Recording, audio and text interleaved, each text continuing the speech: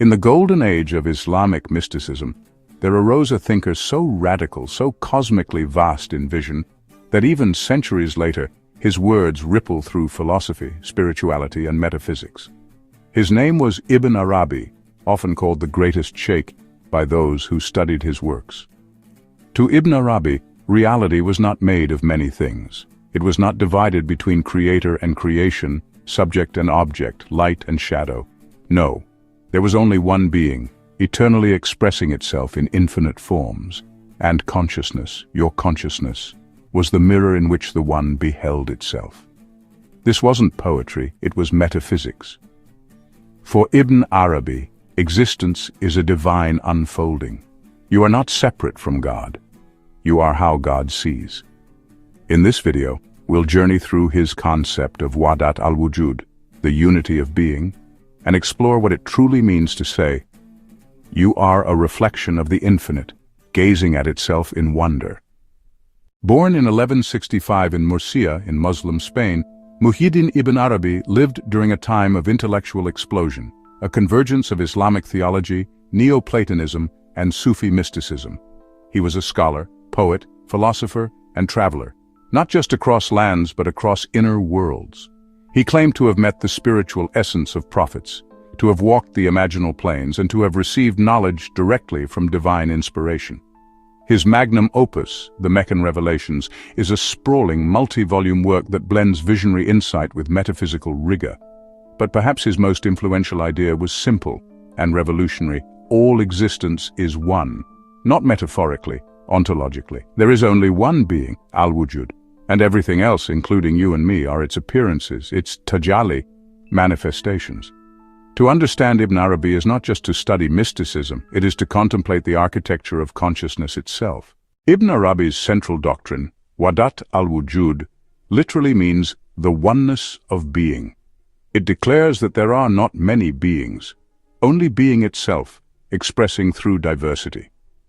Everything that appears, a star, a thought, a moment of joy, is not a separate entity but a mode of this singular, infinite reality.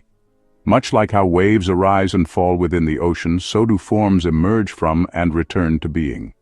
In this view, God is not a distant creator who made the universe and stepped back. Rather, the universe is God's unfolding in time and space. This perspective resonates with Advaita Vedanta's non-duality, Spinoza's substance monism, and even Bohm's implicate order in modern physics. Ibn Arabi pushed deeper. He said existence is not merely a property of things, existence is God. And since only God truly exists, everything else exists through Him, in Him, and as Him. So where does consciousness come in? For Ibn Arabi, consciousness is not a passive observer. It is the mirror through which the One sees itself. Just as a mirror reflects whatever is placed before it, our individual awareness reflects aspects of the divine reality. But no two mirrors are the same. Each person, each soul, each creature reflects a unique facet of the infinite, and yet no reflection contains the whole. This is crucial. Ibn Arabi teaches that God knows himself only through creation, through us. This isn't blasphemy, it's the heart of divine love. The One desires to be known, and so it manifests in infinite forms to experience itself in relationship. This makes you not a bystander in the universe, but a locus of divine self-recognition. You are not the whole mirror, but a necessary shard in the cosmic reflection. And when you become aware of this, when your consciousness turns inward, you begin to see not just yourself, but the One gazing back through your eyes. Between the physical world and the purely spiritual lies a subtle, luminous realm Ibn Arabi called the Alam al-Mithal, the imaginal world. This is not imagination in the modern sense. It is a real metaphysical realm where meanings take form, where archetypes live, where visions and dreams unfold. Think of it as a bridge between the invisible and the visible, the soul's homeland. For Ibn Arabi, prophets and mystics access this realm in altered states of consciousness, visions, and deep prayer. It is here that symbols speak, that divine names dance, and that the soul glimpses its true origin. This realm anticipates Carl Jung's archetypes, Henry Corbin's esoteric theology, and even the idea of a holographic reality, where the part reflects the whole. When you dream, meditate, or enter deep states of reflection, you may be touching this imaginal dimension. And in doing so, you are participating in the active unfolding of divine self-knowledge. Ibn Arabi held that the infinite expresses itself through what he called Asma Allah, the names of God. These are not just titles, they are ontological qualities, aspects of being like mercy, beauty, majesty, wisdom. Everything in creation is stamped with one or more of these names. A flower radiates Jamal, beauty. A storm expresses Jalal, majesty. A wise teacher reflects Hikmah, wisdom. And every human being carries a unique constellation of these divine attributes. You are, in a very real sense, a name of God walking. But no name can capture the whole. Only together, in their endless interplay, do the names hint at the infinite source behind them.